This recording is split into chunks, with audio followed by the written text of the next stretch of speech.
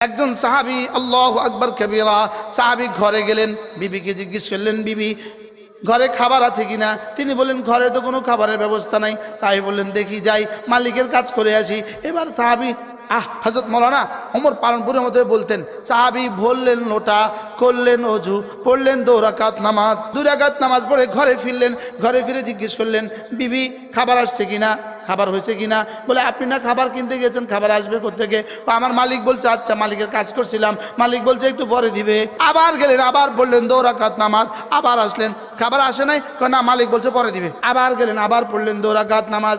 এবার ঘরে আসলেন, ঘরে এসে দেখলেন উনুনে চুলায় আগুন জ্বলে, একদিকে রুটি আরেকদিকে গোশত। সাহাবী জিজ্ঞেস করলেন এগুলো কোত্থেকে? বলে আপনি যখন মালিকের কাজ করতে গিয়েছিলেন, একজন মানুষ তার মাথাত করে 1 টুকরি আটা আর 1 টুকরি গোশত নিয়ে এসে বলছে তোমার স্বামী যার কাজ করেছে তিনি তার মজুরি পাঠিয়ে দিয়েছে।